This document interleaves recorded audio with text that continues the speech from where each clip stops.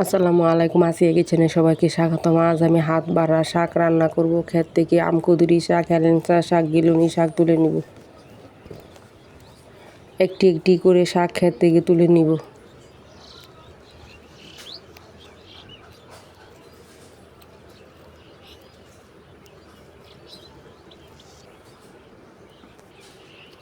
লাউ ক্ষেত থেকে লাউ পাতা ছিঁড়ে নিব।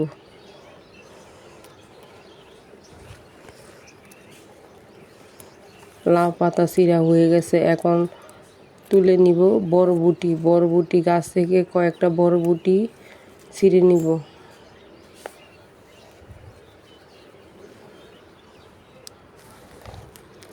গাছে একটা বেগুন ধরেছে, বেগুনটা কেটে নিব। সিম গাছ থেকে সিম পেড়ে নিব। এগুলো শাক সবজিটা একটা কোলার মধ্যে ঢেলে নিব। এখন কেটে নিব লাউ পাতা। লাউ পাতাগুলো ডুম ডুম করে কেটে নিব। লাউ পাতার মধ্যে অনেক সময় কি পোকা থাকে। এখন সিম কেটে নিব।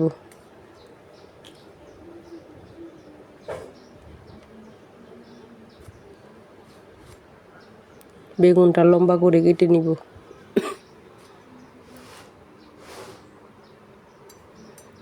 বরবটিটা গুট গুট করে কেটে নিব।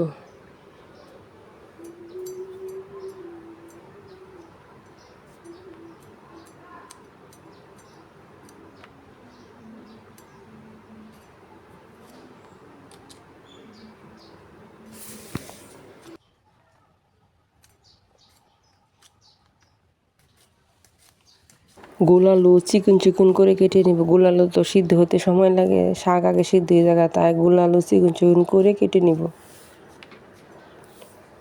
শাক সবজি কাটা হয়ে গেছে, এখন পরিষ্কার পানি দিয়ে ধুয়ে দিব।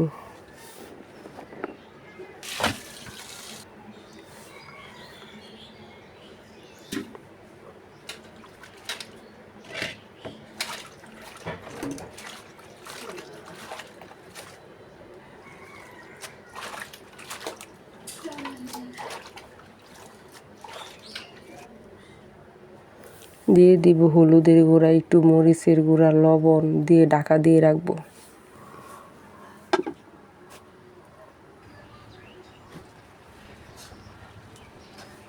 মশলাটা শাকের সাথে মিশিয়ে নিব। এখন দিয়ে দিব রসুন চেঁচা আর কাঁচামরিচ ফালি, দিয়ে আবার নাড়াচাড়া করে নিব।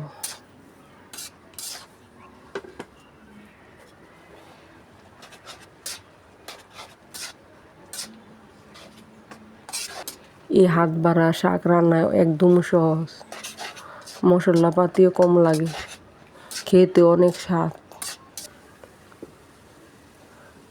হাত বাড়া শাক রান্না প্রায় হয়ে গেছে। আলু বরবটি সিদ্ধ হয়ে গেছে। শাক রান্না হয়ে গেছে চুলা থেকে, এখন নামিয়ে নিব। যে কোনো শাক খেতে হলে আমার শুকনা মরিচ পোড়া খেতে হয়, তাই শুকনা মরিচটা শলার মধ্যে দিয়ে চুলার উপর রাখবো। রাখলে শুকনা মরিচটা টালা টালা হবে। এখন শুকনা মরিচটা ভাজা হয়ে গেছে। এখন গরম ভাত দিয়ে এই হাত বাড়া শাক খাবো, সাথে শুকনা মরিচ। শুকনা মরিচ দিয়ে শাক পাতা খেতে আমার খুব ভালো লাগে।